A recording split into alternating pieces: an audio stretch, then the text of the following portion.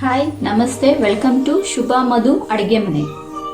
ಇವತ್ತು ನಿಮಗೆ ನಾನು ಬಾರ್ಬಿಕ್ಯೂನ್ ಸಾಸ್ ಮಾಡೋದನ್ನ ತೋರಿಸ್ಕೊಡ್ತಾ ಇದ್ದೀನಿ.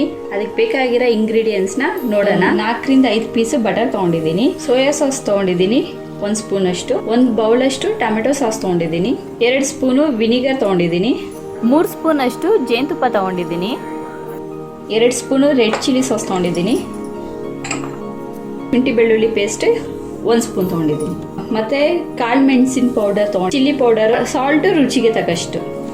ಮಾಡೋದು ಹೇಗೆ ಅಂತ ನೋಡೋಣ. ಫಸ್ಟು ಒಂದು ಪಾತ್ರೆ ಇಟ್ಕೊಂಡಿದ್ದೀನಿ. ಈಗ ನಾನು ಇದಕ್ಕೆ ಬಟರ್ ಹಾಕ್ಕೊತಾ ಇದ್ದೀನಿ.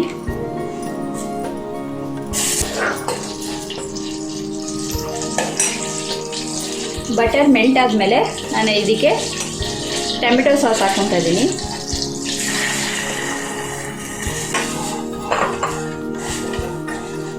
ಈಗ ಇದಕ್ಕೆ ನಾನು ಚಿಲ್ಲಿ ಸಾಸ್ ಹಾಕ್ತಾ ಇದ್ದೀನಿ.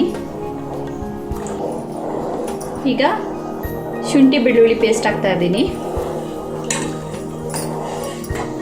ಈಗ 1 ಸ್ಪೂನ್ ಅಷ್ಟು ಸೋಯಾ ಸಾಸ್ ಹಾಕ್ತಾ ಇದ್ದೀನಿ.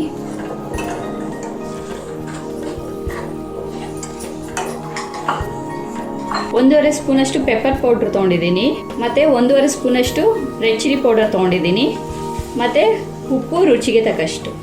ಈಗ ಈ ಪುಡಿಗಳನ್ನ ಹಾಕ್ತಾ ಇದ್ದೀನಿ.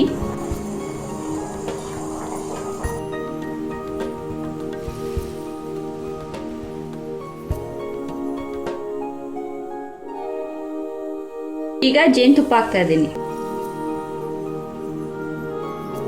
ನೆಕ್ಸ್ಟ್ ವಿನಿಗರ್ ಹಾಕ್ತಾ ಇದ್ದೀನಿ. ಈಗ ಇದಾಗಿದೆ, ಬಾರ್ಬಿಕ್ಯೂ ಸಾಸ್ ರೆಡಿಯಾಗಿದೆ, ಸರ್ವ್ ಮಾಡ್ತೀನಿ. ಈಗ ಬಾರ್ಬಿಕ್ಯೂ ಸಾಸ್ ರೆಡಿಯಾಗಿದೆ. ಬಾರ್ಬಿಕ್ಯೂನ್ ಸಾಸಿಂದ ಬಾರ್ಬಿಕ್ಯೂನ್ ಚಿಕನ್ನ ಮಾಡೋದು ಹೇಗೆ ಅಂತ ಡಿಸ್ಕ್ರಿಪ್ಷನಲ್ಲಿ ಲಿಂಕ್ ಹಾಕಿದ್ದೀನಿ, ಮತ್ತು ಐ ಬಟನ್ ಕ್ಲಿಕ್ ಮಾಡಿ ನೋಡಿ. ಪ್ಲೀಸ್ ಲೈಕ್ ಮಾಡಿ, ಶೇರ್ ಮಾಡಿ ಮತ್ತು ಸಬ್ಸ್ಕ್ರೈಬ್ ಮಾಡಿ. ಚಾನಲ್ಗೆ ಸಪೋರ್ಟ್ ಮಾಡಿ. Thank you so much.